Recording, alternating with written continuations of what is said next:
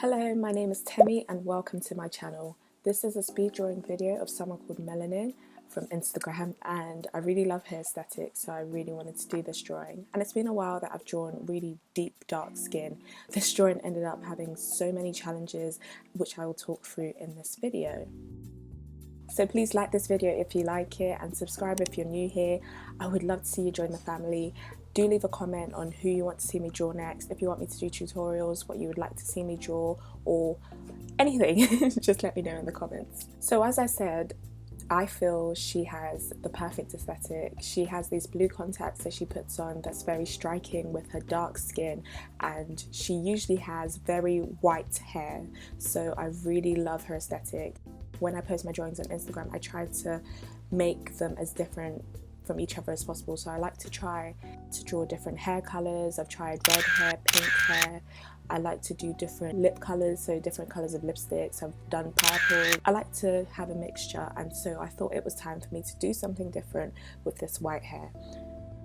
So as usual, I start with the eyes, and you can actually tell that it doesn't look that good in my opinion. So I really struggled with getting the right undertones for this drawing, because with deep dark skin you can't just put some brown colouring pencil and call it a day.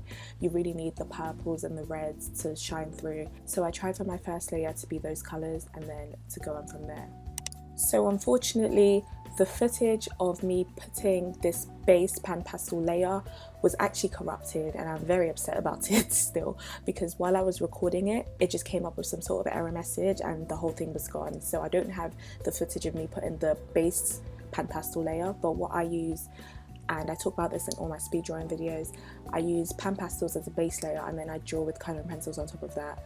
I do that because I think it creates a really nice tone and a really even space for me to be able to build on top of. I don't think I would have as much of my colour pencils left if I was just doing the whole thing on colouring pencils, because these drawings take loads and loads and loads of layers, and so I feel like I would just completely finish my pencils if I wasn't having any sort of base layer. Some people use markers for their base layer, but I found pan pastels are the best things for me, at least for the skin, because I can actually mix the colours in a way that I would mix paints if I was painting.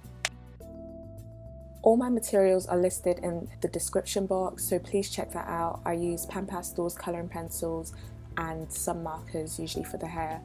So one of the hardest parts of a drawing, in my opinion, is getting the blend right for the skin, and I mean a portrait drawing. I really feel like the blend makes a big difference in how nice the finish of the drawing is. Obviously you need to have the right colours and the right tones, but if the blend isn't that good, then the drawing generally wouldn't appear that good.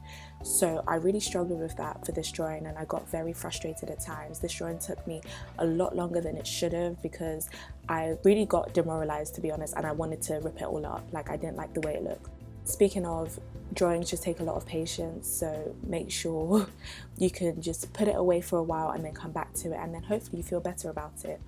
After I coloured in the lips, I noticed that I actually felt a little bit better about the drawing, and it just took a lot of layering to be able to get it to how I wanted it to look.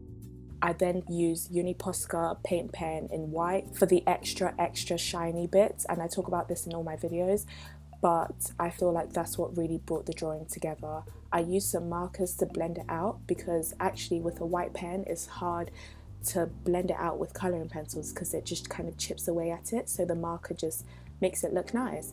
I also used that pen for the wispy white hairs that come over the face. I used the pan pastel layer for the white hair, and with the hair, again, this whole drawing was a struggle. With the hair, I tried to dimension it a little bit with some grey pencils and then go over it with a white pen again.